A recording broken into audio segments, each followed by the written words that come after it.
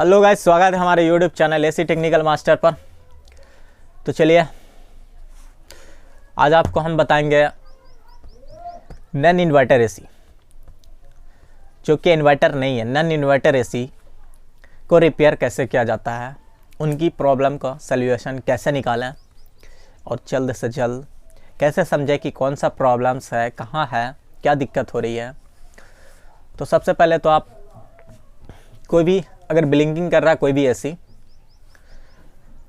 Power देते समय पहले तो अगर पहले से प्लग लगा हुआ है, उसके पावर पॉइंट लगा हुआ है और कस्टमर ने एसी ऑन कर दिया है, तो उसको पावर प्लग निकाल लें। निकालने के बाद फिर से पावर प्लग लगाएं और पावर दें उसमें। जैसे ये पावर देंगे उसमें अगर ब्लिंकिंग करना होगा तो फर्स्ट टाइम में अगर पावर देते ही ब्लिंक करना स्टार्ट हो गया तो आपको ये समझ लेना होगा कि इनडोर में कहीं ना कहीं कुछ ना कुछ फॉल्ट है। इनडोर में या तो फिर सेंसर का वायर कटा हुआ है या फिर फैन मोटर का वायर कटा हुआ है।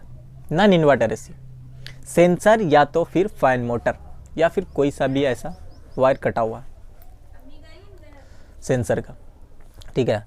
तो देने के साथ पावर ये ध्यान में रखना होगा, लाइट देते ही ब्लिंकिंग स्टार्ट, प्लग खोल के ऑलरेडी पहले से अलर्ट दिया हुआ रहेगा। रिमोट से आप ऑन करेंगे या फिर स्विच ऑन ऑफ करेंगे तो ब्लिंक करना ही होगा। एक बार प्लग खोल के फिर से प्लग लगा के और जैसे ही दीजिएगा आप, अगर वैसे ही ब्लिंकिंग करना स्टार्ट कर दिया तो समझ लीजिए आप कहीं ना कहीं इंडोर में फॉल्ट है। इंडोर में फॉल्ट मीन्स सेंसर का वायर कटा हुआ है या सेंसर या फिर फैन मोटर का वायर कटा हुआ है। नॉन इन्वर्टर में सेंसर या फिर फैन मोटर, ये दो चीज़ हो सकता है।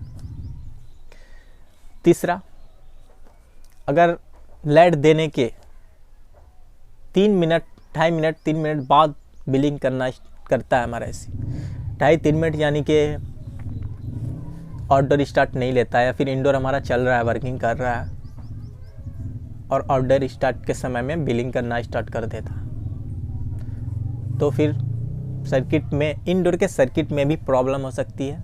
कहीं ना कहीं रिले ख़राब हो सकता है या फिर हमारा आउटडोर में प्रॉब्लम हो सकता है। फैन मोटर हो गया, कंप्रेसर हो गया, कई वायर कम्युनिकेशन कट गया हो, शॉर्ट कर गया हो, कुछ भी हो सकता है।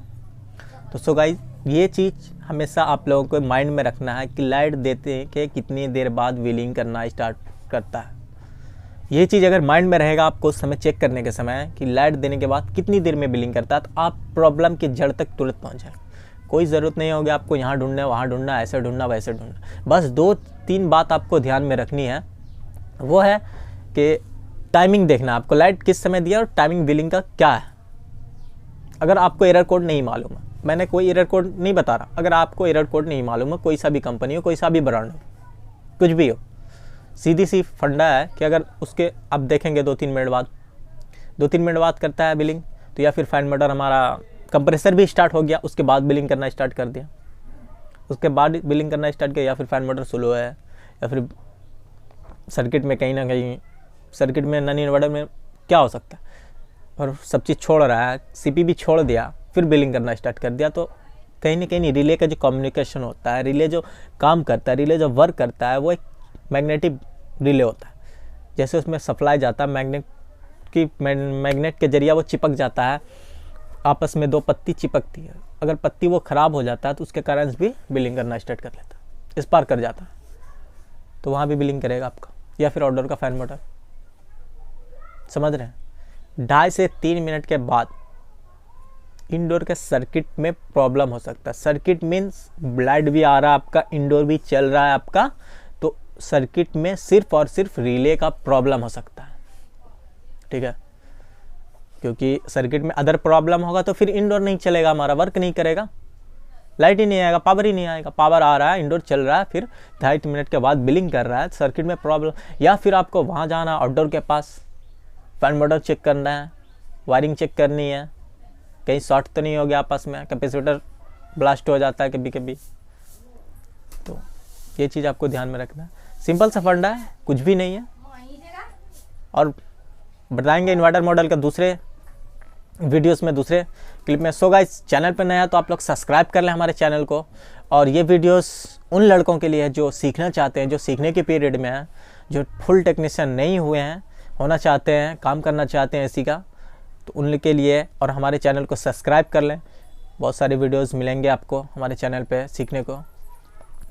तो 3 फेस, 2 फेस, सिंगल फेस सब एसी का वर्क होता है। Sorry 2 phase, 3 phase, single phase, cassette, split, windows, हर तरह के एसी लगभग रिपेयर मैं खुद से करता हूँ अपने भागलपुर में।